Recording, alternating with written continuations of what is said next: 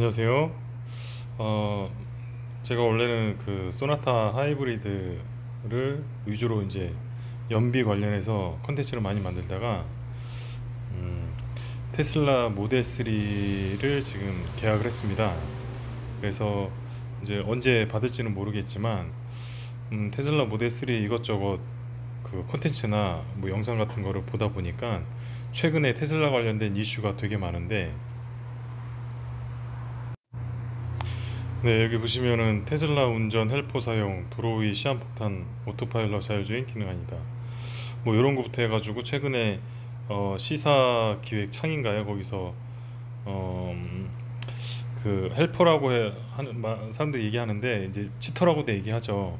좌석 같은 거나 이게 보조 장치를 해가지고 이제 자율주행 테슬라 모델 3라든가 자동차를 속여서 오토파일럿 기능을 계속 유지하는, 그런 방법이 있습니다. 근데 이제 요게 많이들 쓰고는 있는데 안전상의 위험이 있는 거죠. 예를 들어서 이 핸들에 이런 무게가 있는 무게추를 달아놓을 경우에 혹시라도 이제 요철 같은 걸 밟았을 때 무거운 무게추가 아래로 갑자기 뚝 떨어졌을 경우 핸들을 돌릴 의도치 않게 핸들을 돌릴 수도 있기 때문에 위험한 행위인 것 같습니다. 그래서 테슬라 회사에서는 이런 거 쓰지 못하게 하고 있는데, 이거 쓰다가 사고 난 경우는 이제 본인이 책임을 져야겠죠.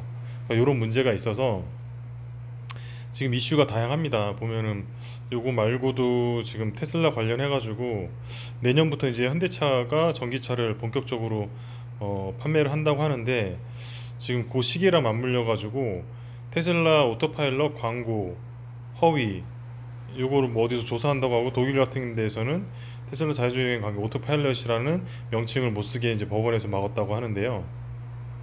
테슬라 자율주행 가정 광고 공정위에서 또 내부 검토 본격 착수한다고 하네요. 그러니까 지금 분위기가 테슬라를 이제 잡아 끌으려고 하는 그런 모양새인 것 같습니다. 그러니까 뭐 유튜브 콘텐츠도 그렇고 이제 그 국토부라든가 환경부라든가 이런 공정위 같은 사이트에서도 현대 기아차가 본격적으로 전기차 산업을 시작하기 위해서 테슬라의 그런 어떤 판매가 지금 국내 차보다 월등히 많거든요. 지난 분기에. 그래서 이 국내 자동차 산업체의 판매에 어떤 도움이 되려고 하는지는 이제 정확히 이유는 모르겠지만, 아무튼 요 시기에 테슬라에 대한 어떤 기술적 문제라든가 오토파일럿의 문제, 이런 것들에 대해서 문제 제기를 많이 하고 있는 모양새입니다.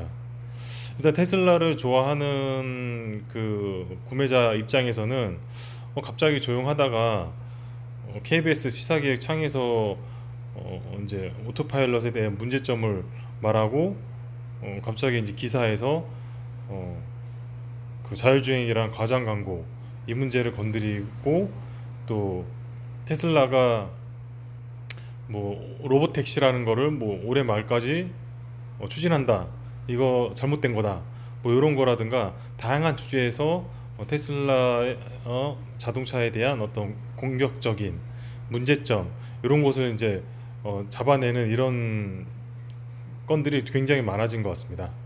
근데 또 일반인들은 모델 3라든가 테슬라 차량들을 사랑하시는 분들은 너무 이거 계획적으로 문제제기 하는 거 아니냐, 이렇게 생각하시는 분들도 있고요. 저는 일단 뭐 중립적인 입장이고 모델 3를 계약한 구매자 입장이긴 한데, 여러 가지 의견을 봤을 때 다 말씀은 맞습니다.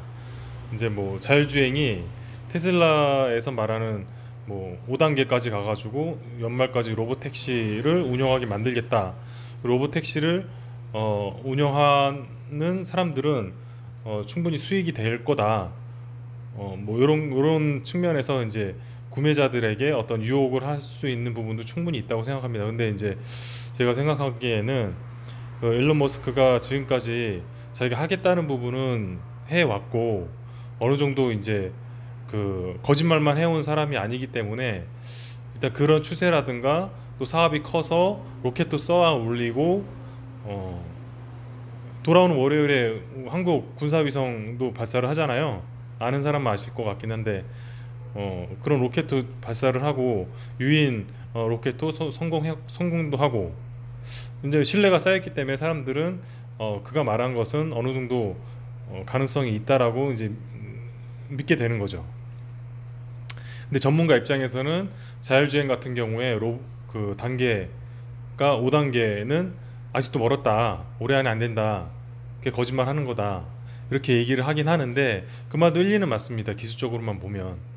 근데 만약에 사업가적 마인드에서 본다 그러면 본인이 그런 말을 하고서 안 지키는 것도 타격이고 어떤 기업에 대한 신뢰가 무너지는 거기 때문에 그렇다 보면 일단은 로봇 택시에 대해서 어느 정도 추진은 할 것 같긴 합니다.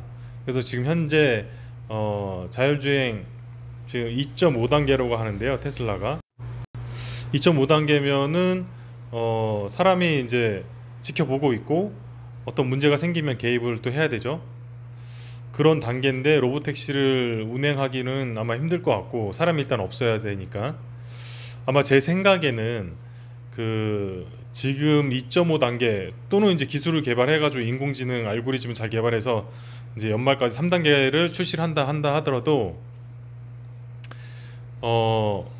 우리가 보는 사람이 없는 승객만 태우는 그런 택시를 상상할 수는 없잖아요. 그 기술 가지고.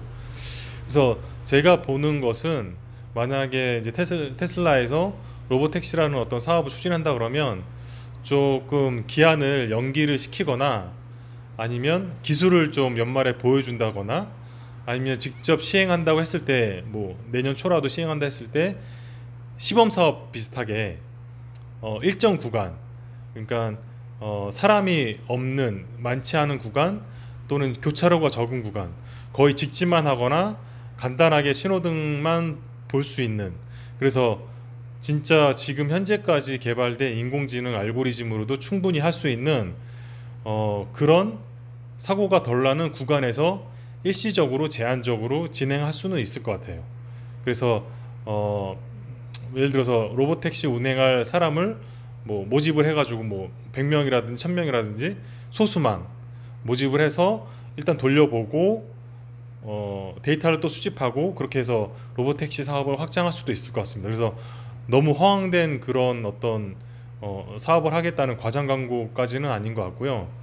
일단은 지금까지 테슬라 일론 머스크가 해온 그런 걸 봤을 때 하기는 하는데 조금 연기가 돼서 늦어지거나 아니면 제때한다 하더라도 제한된 안전된 구간 내에서 예를 들어서 관광지인데 공항에서 뭐 지하철 그 입구까지 사고가 크게 나지 않는 차량이 붐비지 않는 그런 구간에서 테슬라 택시를 만들어서 일단 지원자를 받고 해서 테슬라 측에서 30% 이익을 갖고 나머지 70%는 그 자동차 소유주에게 주는 그런 시범 사업을 해서 일단 그거를 광고 효과로 쓸 것 같아요. 그래서 이렇게 해서 돈을 번다.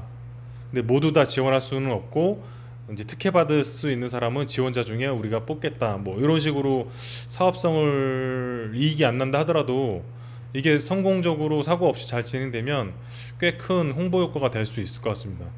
그래서 너무 터무니없지는 않을 것 같고요. 꼭 자율주행 5단계 우리가 상상하고 있는 그런 미래 시대의 어떤 그런 기술 능력이 아니라 하더라도